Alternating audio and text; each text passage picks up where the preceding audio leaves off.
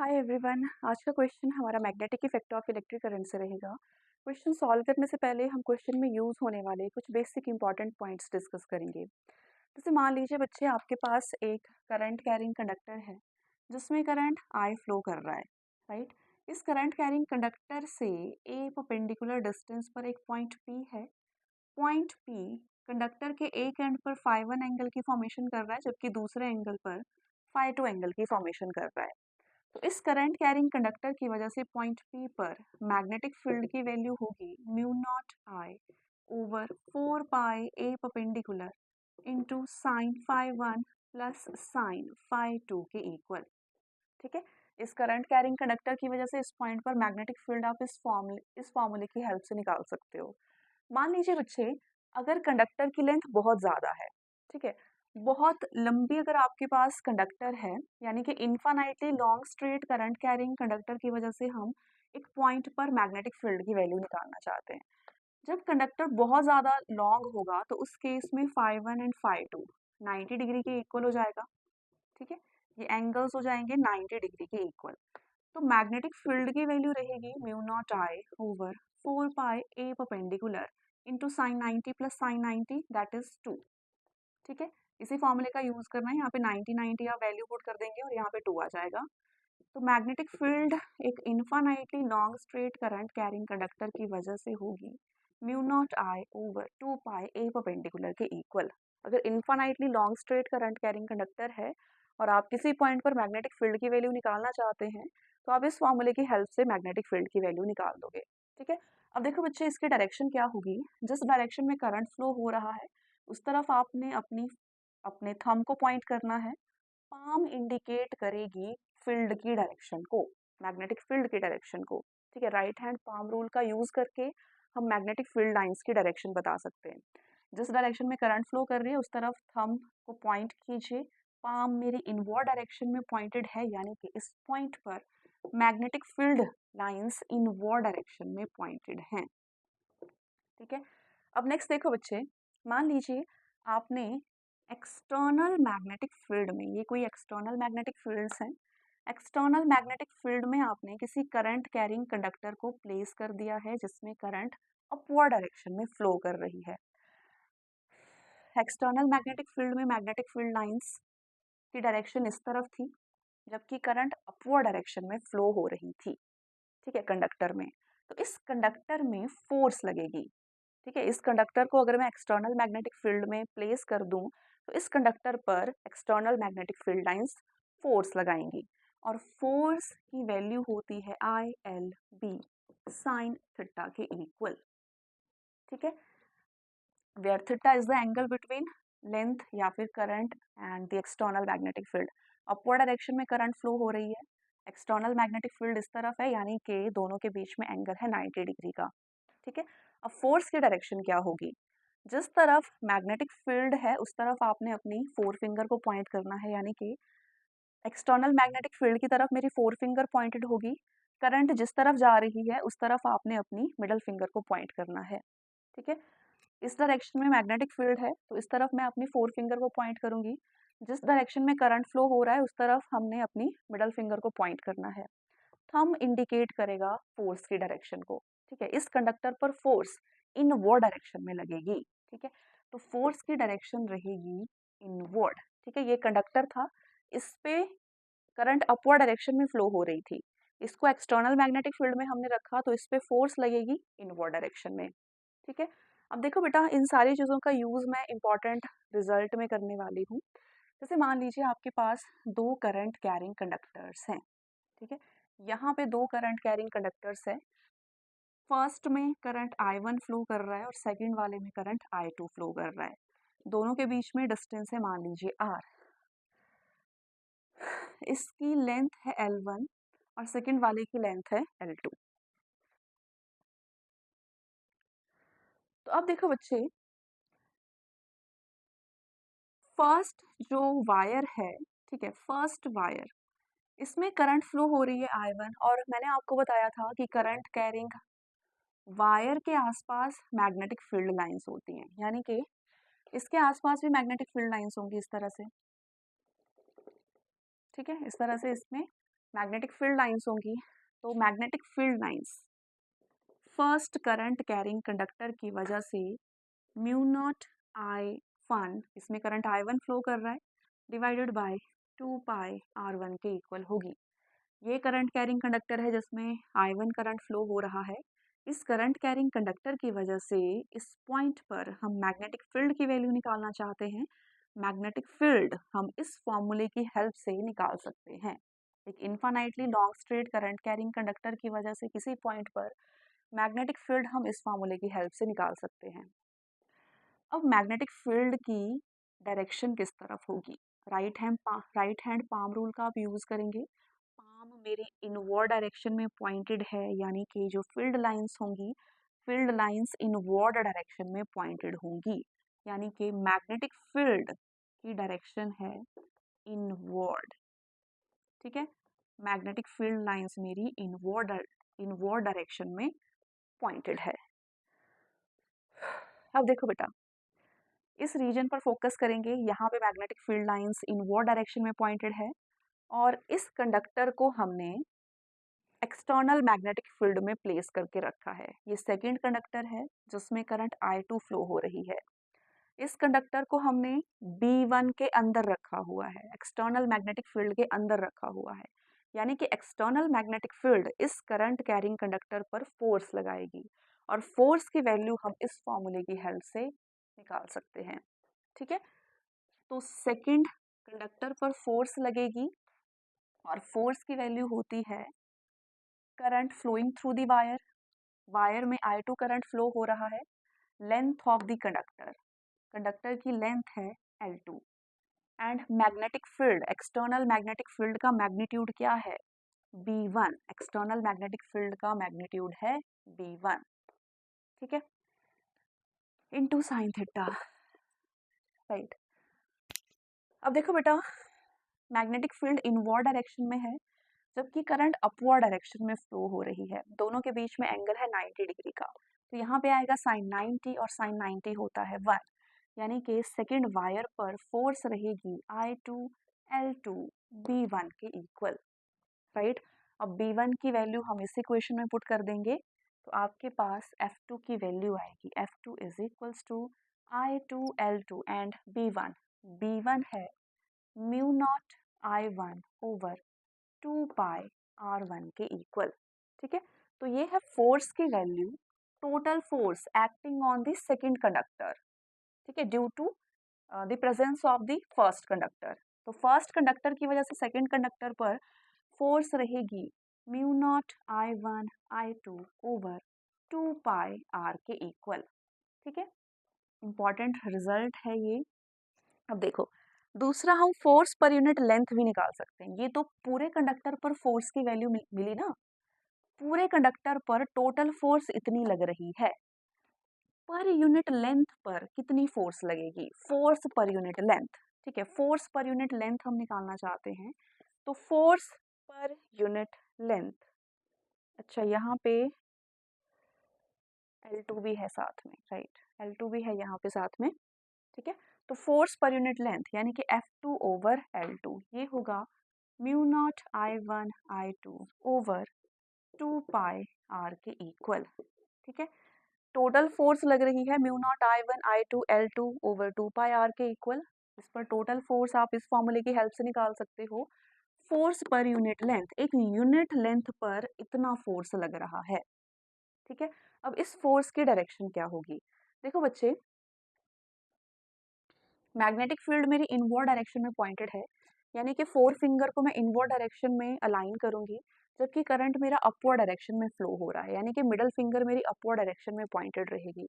Thumb indicate करेगा force की direction को, यानी कि थंब मेरा इस डायरेक्शन में पॉइंटेड है, यानी कि इस कंडक्टर पर फोर्स इस डायरेक्शन में लगेगी, तो F2 जो होगा वो इस तरफ लगेगा।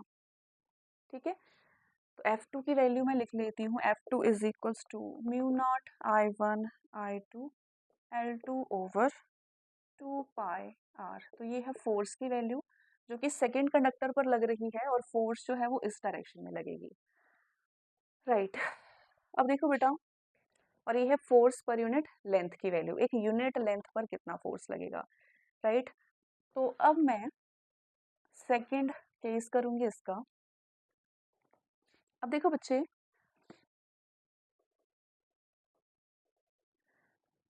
इस कंडक्टर पर करंट I2 फ्लो कर रहा है, राइट। तो इसकी भी अपनी फील्ड लाइंस होंगी। हमें पता है करंट कैरिंग कंडक्टर की वजह से मैग्नेटिक फील्ड लाइंस का प्रोडक्शन होता है, राइट। तो सेकंड कंडक्टर की वजह से मैग्नेटिक फील्ड लाइंस इस तरह से प्रोड्यूस होंगी, ठीक है। और मैग्नेटिक फील्ड की वैल्यू हम इस फॉर्मूले की हेल्प से निकाल सकते हैं, राइट। तो मैग्नेटिक फील्ड की वैल्यू होगी म्यू नॉट, इसमें करंट कितना फ्लो कर रहा है, I2 ओवर 2 पाई आर, ठीक है। अब सेकंड कंडक्टर की वजह से हम इस पॉइंट पर मैग्नेटिक फील्ड की वैल्यू निकालना चाहते हैं, और infinitely long straight current carrying conductor की वजह से किसी पॉइंट पर मैग्नेटिक फील्ड आप इस फॉर्मूले की हेल्प से निकाल सकते हो, ठीक है। तो इस कंडक्टर की वजह से इस पॉइंट पर मैग्नेटिक फील्ड की वैल्यू रहेगी mu naught I2 over 2 pi R के इक्वल। अब देखो बच्चे, जो मैग्नेटिक फील्ड की डायरेक्शन रहेगी वो आउटवर्ड रहेगी, क्योंकि करंट अपवर्ड डायरेक्शन में फ्लो हो रही है, और हम इस पॉइंट पर मैग्नेटिक फील्ड की वैल्यू निकालना चाहते हैं, मैग्नेटिक फील्ड की डायरेक्शन निकालना चाहते हैं। तो आउटवर्ड डायरेक्शन में मैग्नेटिक फील्ड लाइंस होंगी, तो ये है आउटवर्ड, ठीक है। मैग्नेटिक फील्ड लाइंस होंगी आउटवर्ड, आउटवर्ड डायरेक्शन में, ठीक है। और ये सेकंड कंडक्टर की वजह से है, तो मैंने यहाँ पे B2 लिखा। अब देखो, इस एक्सटर्नल मैग्नेटिक फील्ड में हमने एक कंडक्टर को प्लेस करके रखा है जिसमें करंट I1 फ्लो कर रहा है, ठीक है। एक्सटर्नल मैग्नेटिक फील्ड थी जिनमें मैग्नेटिक फील्ड लाइंस की डायरेक्शन आउटवर्ड थी। इस आउटवर्ड डायरेक्शन में जो मैग्नेटिक फील्ड है, इस पे हमने एक कंडक्टर को प्लेस किया है जिसमें करंट अपवर्ड डायरेक्शन में फ्लो हो रही है। तो यानी कि इस कंडक्टर पर फोर्स लगेगी, right. And force, therefore force acting on the conductor of having length L1, ठीक है। फर्स्ट कंडक्टर पर फोर्स लग रही है F1, और इसकी वैल्यू होती है ILB साइन थीटा के इक्वल, ठीक है। तो इसमें करंट फ्लो कर रहा है I1, लेंथ है इसकी L1, एंड मैग्नेटिक फील्ड है B2, ठीक है। इसकी वजह से मैग्नेटिक फील्ड है, और मैग्नेटिक फील्ड की वैल्यू रहेगी B2 के equal. And sine theta, again theta कितना है, 90 डिग्री। I1 अपवर्ड डायरेक्शन में, मैग्नेटिक फील्ड की डायरेक्शन है इस तरफ, दोनों के बीच में एंगल है 90 डिग्री का। तो ये बन जाएगा F1 is equals to I1 L1, and B2 की वैल्यू हम इस इक्वेशन से यहाँ पे पुट करेंगे, तो ये बनेगा mu naught I2 over 2 pi R के इक्वल, साइन 90 आपका 1 के इक्वल होता है, राइट। तो ये है टोटल फोर्स की वैल्यू जो कि फर्स्ट कंडक्टर पर एक्ट हो रही है सेकंड कंडक्टर की वजह से, ठीक है। ये है टोटल फोर्स की वैल्यू जो फर्स्ट कंडक्टर पर लग रही है सेकंड कंडक्टर की वजह से प्रोड्यूस होने वाले मैग्नेटिक फील्ड की वजह से, ठीक है। तो ये टोटल फोर्स की वैल्यू है। अब हम फोर्स पर यूनिट लेंथ निकालना चाहते हैं। फोर्स पर यूनिट लेंथ के लिए मैं L1 इस तरफ कर दूंगी, ठीक है। फोर्स पर यूनिट लेंथ ये होगा mu naught I1 I2 over 2 pi R के इक्वल, ठीक है। तो हमने इंपॉर्टेंट रिजल्ट्स निकाल दिए हैं। अब सबसे इंपॉर्टेंट बात, इस फोर्स की डायरेक्शन क्या होगी। देखो, मैग्नेटिक फील्ड आउटवर्ड है, करंट अपवर्ड डायरेक्शन में फ्लो हो रही है, राइट। करंट अपवर्ड डायरेक्शन में फ्लो हो रही है, यानी कि हमने अपनी मिडल फिंगर को अपवर्ड डायरेक्शन में पॉइंट करना है। मैग्नेटिक फील्ड आउटवर्ड है, यानी कि फोर फिंगर मेरी आउटवर्ड डायरेक्शन में रहेगी। थंब इंडिकेट करेगा फोर्स की डायरेक्शन को, यानी कि इस कंडक्टर पर फोर्स की डायरेक्शन रहेगी इस तरफ, ठीक है।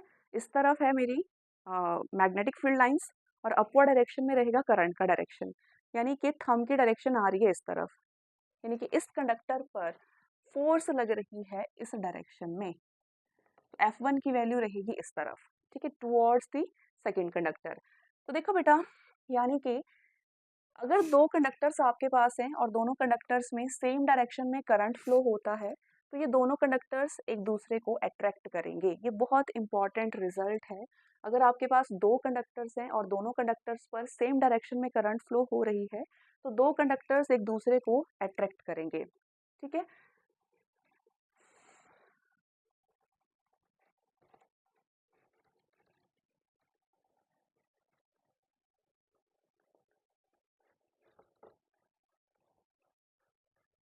राइट। अब देखो बेटा, F1 एंड F2 दोनों का मैग्नीट्यूड सेम आ रहा है, तो हम फोर्स की वैल्यू लिख लेते हैं। टोटल फोर्स रहती है mu naught I1 I2 L divided by 2 pi R के इक्वल। ठीक है, मैग्नीट्यूड ऑफ फोर्स हम लिखेंगे। अब देखो बच्चे,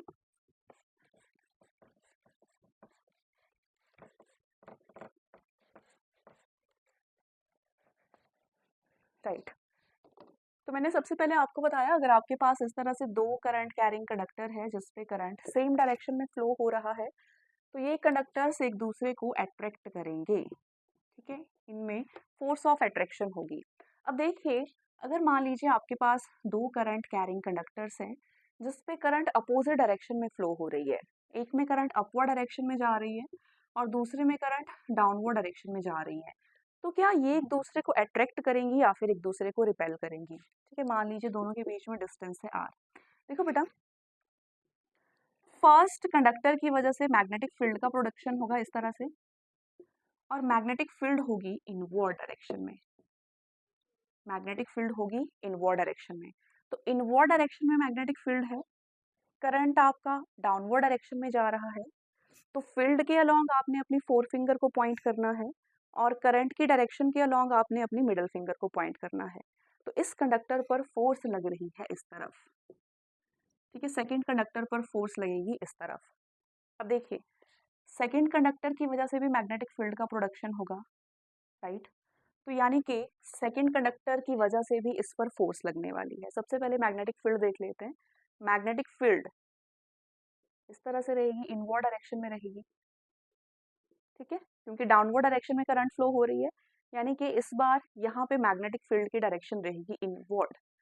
मैग्नेटिक फील्ड रहेगी आपकी इनवर्ड डायरेक्शन में, तो मैग्नेटिक फील्ड इनवर्ड है, करंट आपका अपवर्ड डायरेक्शन में फ्लो हो रहा है, राइट। देखिए, मैग्नेटिक फील्ड इनवर्ड डायरेक्शन में है, करंट अपवर्ड डायरेक्शन में फ्लो हो रहा है, यानी कि फोर्स इस तरफ लग रही है, अपोजिट डायरेक्शन में फोर्स लग रही है, तो F1 की वैल्यू इस तरफ होगी।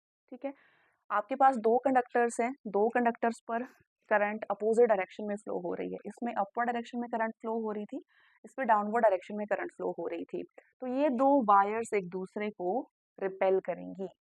ठीक है, अगर सेम डायरेक्शन में करंट फ्लो होती है तो एक दूसरे को अट्रैक्ट करती हैं वायर्स, लेकिन अगर अपोजिट डायरेक्शन में करंट फ्लो हो रही हो तो एक दूसरे को ये रिपेल करेंगी, एक दूसरे से दूर चले जाएंगी ये।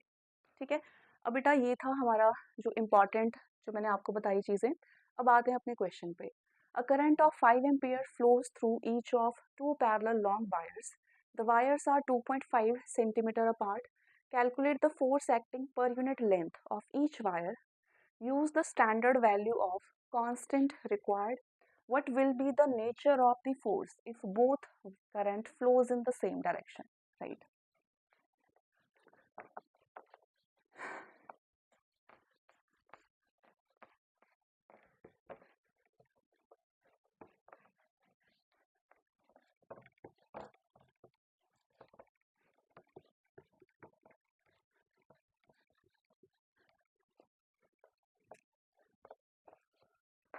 देखिए बेटा, आपके पास दो करंट कैरिंग कंडक्टर्स हैं जिसमें करंट सेम डायरेक्शन में फ्लो हो रही है और हर एक में करंट 5 एम्पियर का फ्लो हो रहा है। इसमें 5 एम्पियर और इसमें भी 5 एम्पियर का करंट फ्लो हो रहा है और इनके बीच में डिस्टेंस है 2.5 सेंटीमीटर का।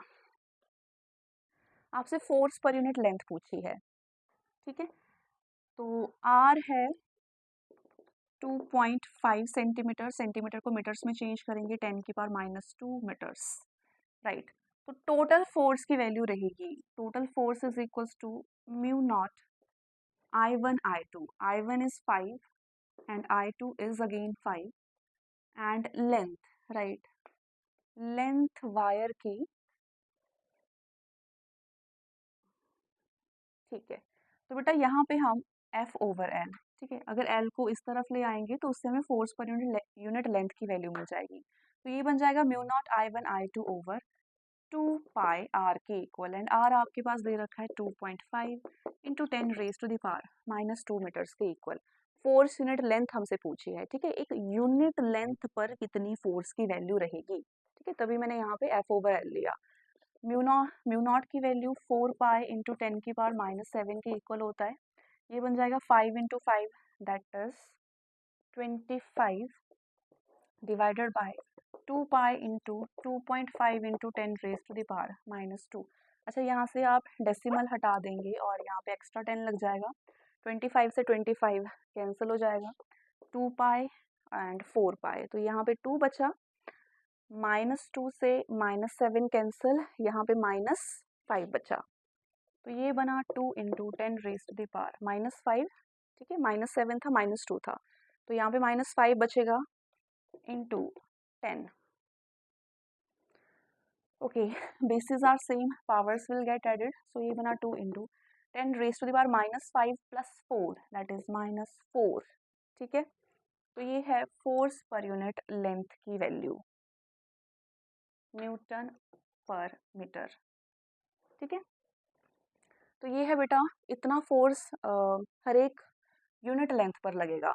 यहाँ पे भी 2 इंटू 10 की पावर -4 न्यूटन पर मीटर लगेगा, और यहाँ पे भी 2 इंटू 10 की power -4 Newton per metre force की वैल्यू रहेगी।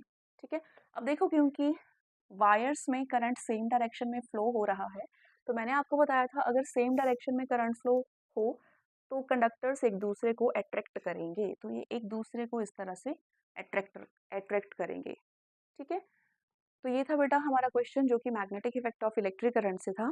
Thank you.